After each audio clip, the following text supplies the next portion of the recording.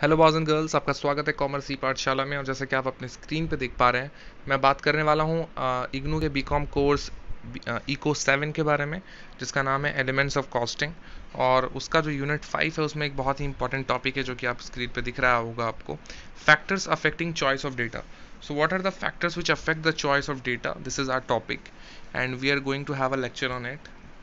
और lecture start करते हैं। फिर उसके पहले कहना चाहूँगा कि अगर आप हमारे चैनल पर नए हैं तो हमारे चैनल को सब्सक्राइब कर लीजिए और बेल आइकन दबा दीजिए ताकि आपको मेरे वीडियोस की नोटिफिकेशन जो है वो सबसे पहले मिलती रहे।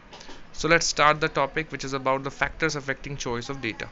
Okay, so as you know, statistical data can be categorized as primary and secondary data. तो जैसा कि आपको पता है कि statistical data को हम दो तरीकों में बांट सकते हैं। एक होता है primary और दूसरा होता है secondary. Primary data refers to the data collected for the very first time by the investigator as original data. तो primary data का मतलब होता है वो डेटा जो कि सबसे पहली बार एक तरीके से इन्वेस्टिगेटर के द्वारा इकट्ठा किया गया है, जिसे हम ओरिजिनल डेटा कहेंगे क्योंकि सबसे पहली बार उसको इकट्ठा किया गया। Primary data are generally in the shape of raw material. जो प्राइमरी डेटा होता है वो रॉ मटेरियल होता है। तो जनरली यहाँ पे प्राइमरी डेटा और सेकेंडरी डेटा का डेफिनेशन बताया जा रहा है। तो मैं इसके बारे में बहुत ज़्यादा डिटेल में नहीं पढ़ूंगा क्योंकि ये बहुत ही आसान है, आप एक बार पढ़ोगे तो समझ में आ जाएगा। ठीक है ना। तो प्राइमरी डेटा का मतलब यही है कि जनरली वो जो है रॉ मटेरियल के फॉर्म में होता है और बाद में फिर स्टैटिस्टिकल मैथड्स उसके ऊपर अप्लाई किए जाते हैं और फिर जाकर के जो है डेटा को कलेक्ट किया जाता है। तो जनरली शुरू में रॉ मटेरियल होता है, फिर वहाँ से जो है डेटा को निकाला जाता है। अब जो डेटा निकल करके आया, उस डेटा का इस्तेमाल अगर लोग डिफरेंट चीज़ों के लिए कर रहे हैं तो फिर वो डेटा उनके लिए सेकेंडरी डेटा हो जाएगा, क्योंकि वो डेटा एक्चुअल डेटा नहीं है। एक्चुअल जो डेटा शुरू में आया था उसे ही हम सिर्फ ओरिजिनल डेटा या फिर रॉ डेटा या फिर प्राइमरी डेटा कहेंगे। उसके बाद जो चीज़ें उस डेटा के साथ हो रही है वो सारी की सारी सेकेंडरी डेटा के अंतर्गत आएंगी। देखो यहाँ पे लिखा हुआ है, secondary data is generally in the shape of finished product since it has been already treated in some form or the other. तो सेकेंडरी डेटा जो होता है वो जनरली फिनिश्ड प्रोडक्ट के फॉर्म में होता है, जिसका इस्तेमाल कभी ना कभी कहीं ना कहीं पर हो चुका होता है already. When you plan a statistical survey, जब आप statistical survey प्लान करते हो, you have to indicate either you should collect primary data और secondary data। ठीक है। तो जब आप कर रहे हो तो डेफिनेटली अब ये प्लान करोगे कि आपको क्या लेना है, आपको प्राइमरी डेटा लेना है या फिर सेकेंडरी डेटा लेना है। क्योंकि प्राइमरी डेटा अगर आप जाओगे तो प्रेजेंट फॉर्म में क्या सिचुएशन है, प्रेजेंट फॉर्म में जो आप सर्वे करोगे वो ज़्यादा एक्यूरेट निकल करके आएगा। बट सम टाइम सपोज कोई सर्वे अगर 1 साल पहले हुआ है तो जनरली वो लोग क्या करेंगे, प्रीवियस डेटा का ही इस्तेमाल कर लेंगे अपने डिसीजन को लेने के लिए। तो वो जो प्रीवियस डेटा का इस्तेमाल करेंगे उसे हम कहेंगे secondary data, because that data has been like taken about 1 year ago, right. तो वो सेकेंडरी डेटा हो गया। This is a basic question which must be settled in advance before you start collection data. तो जब आप ये चीज़ें select करोगे कि पहला वाला लेना है या दूसरा वाला लेना है, मतलब प्राइमरी लेना है या फिर सेकेंडरी लेना है, तो आपके दिमाग में बहुत सारी चीज़ें जो है आएंगी, जिसको लेकर के ही ये वीडियो लेक्चर है पूरा। ठीक है। तो वो पॉइंट्स कौन कौन से हैं जो कि आपके दिमाग में आएंगी, या फिर आपको जो है एक तरीके से सोचना होगा कि अगर मैं ये डेटा ले रहा हूँ तो क्यों ले रहा हूँ और इसके पीछे क्या रीज़न हो सकता है, मतलब ये लेने से मेरे लिए फ़ायदा होगा या नुकसान होगा।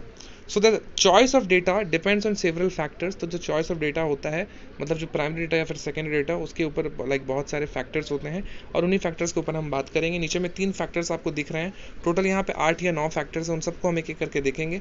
तो पहले 3 फैक्टर्स हैं objectives of inquiry.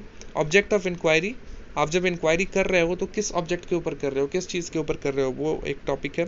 Scope of the inquiry, inquiry का क्या स्कोप है, और फाइनेंशियल रिसोर्सेज। ठीक है। ये 3 पॉइंट हो गए, इसके आगे और भी पॉइंट है। तो टाइम फैक्टर एक पॉइंट है। स्टेटस ऑफ इन्वेस्टिगेटिंग एजेंसी, जो इन्वेस्टिगेट एजेंसी कर रही है, जो एजेंसी इन्वेस्टिगेट कर रही है उसका क्या स्टेटस है। ह्यूमन रिसोर्सेज आपके पास कितने हैं, माफ़ी चाहूँगा। So yes, time, status of the investigating agency, human resources, availability of secondary data, and degree of accuracy desired.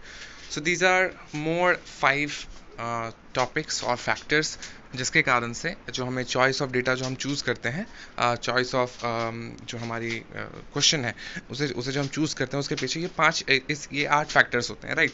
तो 3 पहले मैंने आपको बताया, अभी मैंने 5 बता दिया। अब इन सबको हम डिटेल में चेक करेंगे कि इनका क्या मतलब है। ठीक है। तो जो चॉइस ऑफ डेटा है वो क्या होगा, प्राइमरी होगा या फिर सेकेंडरी होगा, राइट। तो सबसे पहला पॉइंट है object of the inquiry. Let's see, this is the most important factor affecting the choice of data. You should collect the data which can serve the object of the inquiry. ठीक है। सो ये जो है सबसे ज़्यादा important factor है जो कि चॉइस ऑफ डेटा को अफेक्ट करता है। इसमें आपको ये लाइक एक तरीके से सेलेक्ट करना चाहिए हमें जो कि बहुत ही अच्छे तरीके से ऑब्जेक्ट ऑफ द इंक्वायरी को सर्व करता हो। मतलब सर्व करने का मतलब है जो आपका मेन मोटिव है उसमें सबसे ज़्यादा सूटेबल जो है वो आपका ऑब्जेक्ट ऑफ इंक्वायरी ही है। अगर आपका ऑब्जेक्ट ऑफ इंक्वायरी इस चीज़ से पूरा हो रहा है मतलब आपका प्राइमरी डेटा से, तो आपको प्राइमरी डेटा ही पूरा करना चाहिए, मतलब लेना चाहिए। फिर अगर आपका ऑब्जेक्ट ऑफ इंक्वायरी अगर सेकेंडरी डेटा से अगर आपको वो जानकारी मिल जा रही है जो आपको चाहिए, तो फिर आपको सेकेंडरी डेटा ही पुट अप करना चाहिए। सो डिपेंड करता है कि आपका ऑब्जेक्ट ऑफ इंक्वायरी क्या है, और ऑब्जेक्ट ऑफ इंक्वायरी के बेसिस पे जो भी आपको सूटेबल होगा, चाहे वो प्राइमरी हो या फिर सेकेंडरी, आपको वही उसी डेटा को चॉइस करना चाहिए।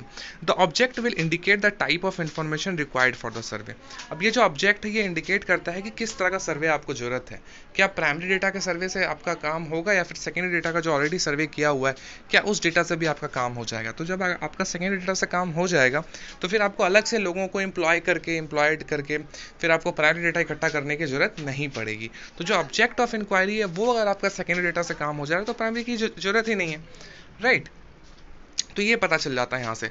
If the objective of the study is served by the primary data you have to go for primary data, ठीक है ना। तो अगर आपका ऑब्जेक्टिव ऑफ स्टडी अगर आपका प्राइमरी डेटा है, अगर आपका ये मन है कि नहीं मैं शुरू से करूँगा प्राइमरी डेटा जो है जो एकदम स्क्रैच लेवल पे जो डेटा अवेलेबल होता है मैं उस डेटा के माध्यम से ही अपने रिसर्च को करूँगा या फिर जो भी आपका पर्पस है, तो फिर आपको प्राइमरी डेटा ही चूज़ करना चाहिए। बट अगर आपको लगता है कि नहीं मुझे बस इतनी सी जानकारी निकालनी है उसके लिए मेरा सेकेंडरी डेटा काफ़ी होगा, तो फिर आपको अपना सेकेंडरी डेटा भी चूज़ कर सकते हो आप। So as per your need, as per your objectives of the inquiry आप जो है अपने डेटा के चॉइस को चूज़ कर सकते हो। दूसरा पॉइंट है scope of the inquiry. So scope refers to the coverage of the survey with regard to the type of information, ठीक है ना। स्कोप एक तरीके से ये दिखाता है कि जो आपका कवरेज है सर्वे का वो कितना बड़ा है, मतलब आपका सर्वे कितना बड़ा है।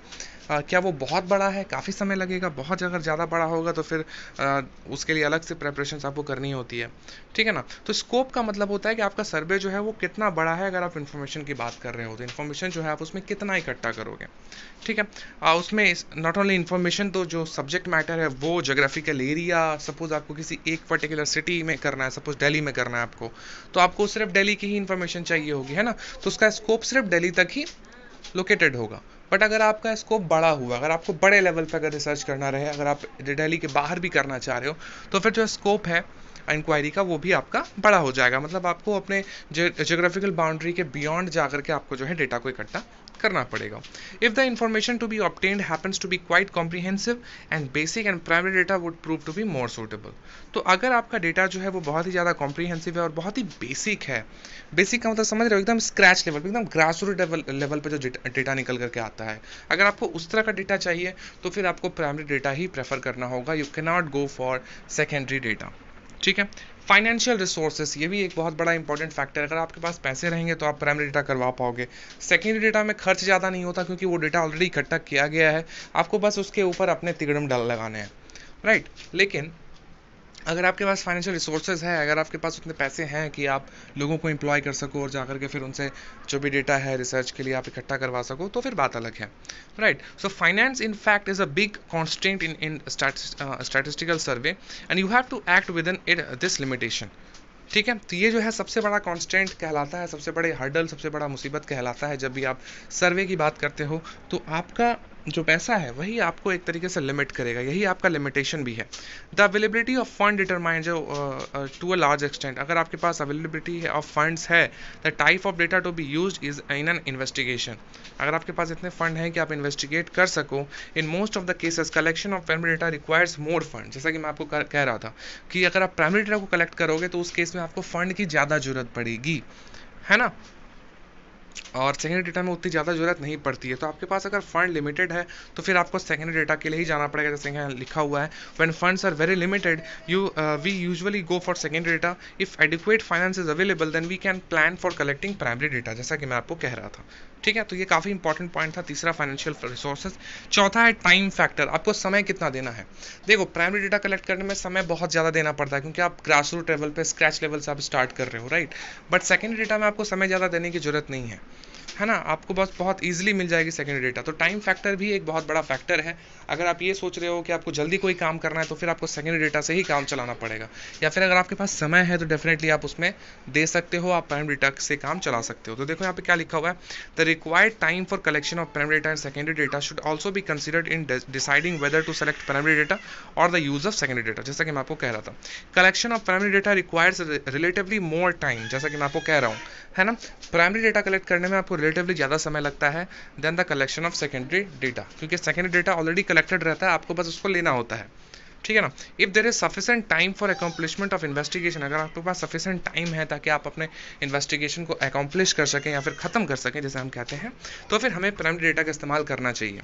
देखो, प्राइमरी डेटा हर सेंस में बहुत अच्छा होता है क्योंकि वह स्क्रैच लेवल से स्टार्ट होता है, एकदम बेसिक लेवल से। क्योंकि जब आप दूसरी बार जब आप कोई काम करने जाओगे तो उसके बीच में एक टाइम गैप होता है, उस टाइम गैप में प्राइमरी डेटा में बहुत हद तक चेंजेस आ गए होते हैं। तो अगर आप सेकेंडरी डेटा से काम करते हो तो आपको सारी जानकारी नहीं मिल पाती, वेरएज़ अगर आप प्राइमरी डेटा से काम करो तो आपको बहुत अच्छी जानकारी निकल करके आपके सामने आएगी। तो टाइम फैक्टर भी एक बहुत बड़ा फैक्टर है जिससे ये कारण हमें ये डिसाइड करना होता है कि हमें प्राइमरी की तरफ जाना है या फिर सेकेंडरी की तरफ। ठीक है, अगला पॉइंट है स्टेटस ऑफ द, थोड़ा सा पॉइंट मैंने छोड़ दिया, तो कुछ लाइनें मैंने छोड़ दी, मैं चाहूंगा कि आप उसको पढ़ लो थोड़ा। ठीक है, पांचवा पॉइंट है status of the investigation agency. This is another important factor in making choice of data to be collected. तो ये भी एक बहुत बड़ा फैक्टर है जिसमें हम ये चॉइस करते हैं कि हमें किस तरह का डेटा कलेक्ट करना है।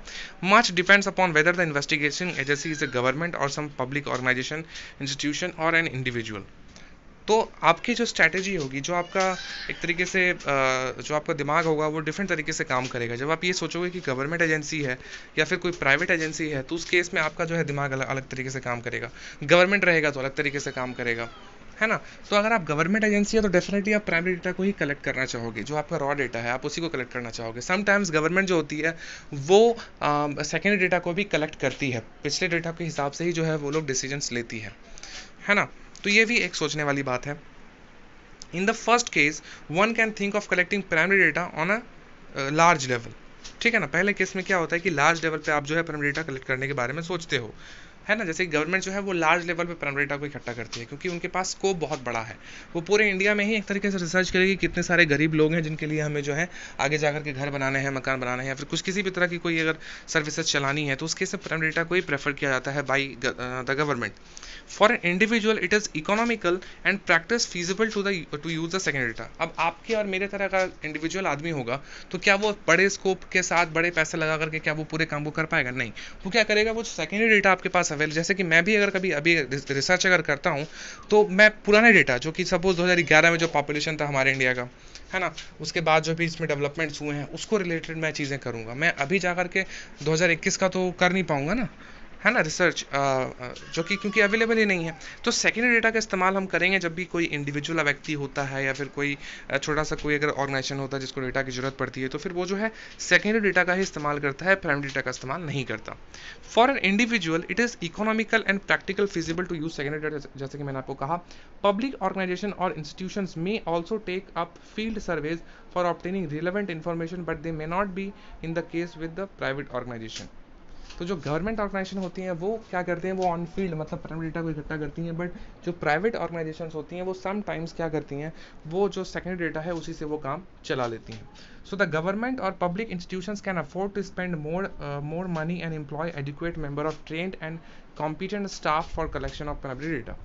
तो गवर्नमेंट के पास एक तरीके से इतने पैसे भी होते हैं प्लस उसके पास वो एम्प्लॉयमेंट भी होती है, जिसके कारण से वो जो है लोगों को ट्रेंड करके और कॉम्पिटेंट स्टाफ के साथ जो भी वो जानकारी निकलना चाह रहे हैं वो उसको निकाल पाएँ। जैसे कि 2021 में जो हमारा सेंसस होगा उसमें बहुत सारे टीचर्स को एम्प्लॉय किया जाएगा और आई होप शायद मुझे भी वो ड्यूटी मिले।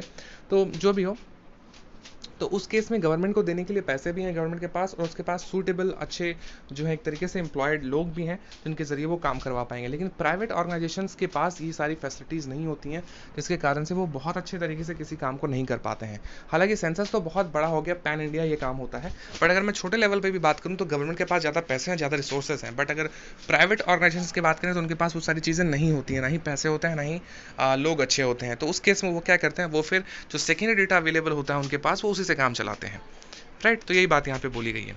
छठा पॉइंट है ह्यूमन रिसोर्स। ठीक है। So availability of human resource also affects our choice concerning the data, ठीक है ना। तो ह्यूमन रिसोर्स कितने सारे अवेलेबल हैं ये भी एक तरीके से अफेक्ट करता है हमारे प्राइमरी और सेकेंडरी डेटा को, क्योंकि अगर आप प्राइमरी डेटा लेना चाह रहे हो, अगर आप प्राइमरी डेटा आपको चाहिए, तो उस केस में आपको ह्यूमन रिसोर्स, आपके पास कितने लोग हैं ये आपको गिनना होगा, ये आप इसके ऊपर आपको ध्यान देना होगा, क्योंकि प्राइमरी डेटा में आपको ज़्यादा ह्यूमन रिसोर्स की जरूरत पड़ेगी, मतलब ज़्यादा लोगों की जरूरत पड़ेगी, क्योंकि आपको अलग अलग लोगों को अलग अलग जगहों पर भेजना पड़ेगा ताकि वो चीज़ों को इकट्ठा कर सकें। वेयर अगर आप सेकेंडरी डेटा की बात करो तो उसमें आपको ह्यूमन रिसोर्स की जरूरत नहीं है, वहाँ पे आपको ज़्यादा लोगों की जरूरत नहीं है। तो अगर आप अकेले कोई रिसर्च कर रहे हो तो डेफिनेटली आप सेकेंडरी डेटा को ही चूज़ करोगे, बट अगर आपके पास एक टीम है जो कि बहुत सारे जगहों पे जा करके सर्वे कर सकती है, तो उस केस में आप प्राइमरी डेटा को फॉलो करना चाहोगे। वही बात देखो यहाँ पे भी लिखी हुई है, आई होप देखते हैं, पढ़ लेते हैं। Availability of human resources also affects, ये तो मैंने पढ़ लिया। As you know for collecting primary data you require more person, जैसा कि मैं आपको कह रहा था, अगर आपको प्राइमरी डेटा इकट्ठा करना है तो उस केस में आपको ज़्यादा लोगों की जरूरत होती है। If you have competent and well trained staff, अगर आपके पास अच्छे कॉम्पिटेंट स्टाफ हैं या फिर वेल ट्रेंड स्टाफ हैं which can easily go to the field surveys and may collect primary data, तो आप जो है उनको फील्ड सर्विस में भेज सकते हो और डेटा को कलेक्ट कर सकते हो। तो ये तभी पॉसिबल हो पाएगा जब आपके पास बहुत सारे फैक्टर्स होने चाहिए। अगर आप लोग एम्प्लॉय करोगे तो आपको पैसे भी चाहिए, है ना, तो बहुत सारी चीज़ें इंटरकनेक्टेड हैं। तो जो जिनके पास पैसे होते हैं, जिनके पास लोग होते हैं, वो डेफिनेटली प्राइमरी डेटा को ही प्रेफर करते हैं, बट जिनके पास वो सारी चीज़ें नहीं होती है वो लोग सेकेंडरी डेटा से ही अपना रिसर्च को पूरा करते हैं। If you do not have enough human resource you can plan to use secondary data for your investigation. अगर आपके पास ज़्यादा लोगों की कमी है, अगर आपके पास लोग ज़्यादा नहीं हैं जो कि चीज़ों को कर सके, तो उस केस में आपको सेकेंडरी डेटा का ही इस्तेमाल करना होता है। सातवां पॉइंट है अवेलेबिलिटी ऑफ सेकेंडरी डेटा। अगर आपके पास सेकेंडरी डेटा अवेलेबल है ही नहीं तो आप क्या करोगे, तो डेफिनेटली आपको प्राइमरी डेटा को ही इकट्ठा करना पड़ेगा, है ना। तो वही देखो यहाँ पे लिखा हुआ है secondary data can be made use of only if they are available. Secondary data का इस्तेमाल तभी हो सकता है जब वो अवेलेबल होता है, अगर वो अवेलेबल ना हो तो आपके पास कोई चांस नहीं है और आपको फिर जो प्राइमरी डेटा है वही आपको इस्तेमाल करना होता है, मतलब उसी को आपको चॉइस करना होता है। तो सातवां पॉइंट हो गया। आठवां और आखिरी पॉइंट है डिग्री ऑफ एक्यूरेसी डिजायर्ड। अगर आपको एक्यूरेसी बहुत अच्छा चाहिए तो फिर आपको प्राइमरी डेटा ही फॉलो करना चाहिए। अगर आपको एक्यूरेसी नहीं चाहिए, थोड़ा बहुत भी 19-20 होगा तो चलेगा, तो उस केस में आप सेकेंडरी डेटा को फॉलो कर सकते हो। लेकिन आपको अगर एग्जैक्ट फिगर चाहिए, अगर आपको एग्जैक्ट नॉलेज चाहिए, अगर आपको एग्जैक्ट रिजल्ट चाहिए, तो फिर आपको जो है प्राइमरी डेटा ही फॉलो करना चाहिए। तो आपको कितना एक्यूरेसी चाहिए ये भी एक तरह का बहुत बड़ा फैक्टर है। तो देखो यहाँ पे लिखा हुआ the choice of data also depends upon the degree of accuracy desired. Before making the choice of data we have to decide on the degree of accuracy desired. एक ही लाइन, एक ही चीज़ को दो बार अलग तरीकों से लिखा गया है। आई डोंट नो इग्नू करता क्या है। If the secondary data attain the same degree of accuracy as desired in the present investigation you can use secondary data. अब बताओ ये कैसे पता चलेगा कि जो सेकेंडरी डेटा है वो हमें सही जानकारी दे रहा है या फिर उससे हमारा जो इन्वेस्टिगेशन है वो पूरा हो जाएगा? ये तो पता नहीं चल पाएगा ना। मतलब ये एक तरीके से हवा है। अगर आपको लगता है कि नहीं आपका सेकेंडरी डेटा से काम चल जाएगा, आपको सेकेंडरी डेटा से ही आपको सारी जानकारी मिल जाएगी, तो फिर आप सेकेंडरी डेटा इस्तेमाल करो, और अगर नहीं तो फिर आप प्राइमरी डेटा इकट्ठा करने के लिए तैयार हो जाओ। अगर आपको otherwise it is advisable to plan for collecting primary data. जैसा कि मैं कह रहा था आपको, अगर आपको स्क्रैच से पूरी जानकारी चाहिए, अगर आपको अच्छी तरह की जानकारी चाहिए, अगर आपको एक्यूरेसी ज़्यादा चाहिए, तो उस केस में आपको प्राइमरी डेटा ही लेना होगा या फिर प्राइमरी डेटा की तरफ ही आपको जाना होगा। That fulfil the requirement of the desired level of accuracy, क्योंकि यही जो है एक तरीके से डिजायर्ड लेवल ऑफ एक्यूरेसी आपको प्रोवाइड कराता है।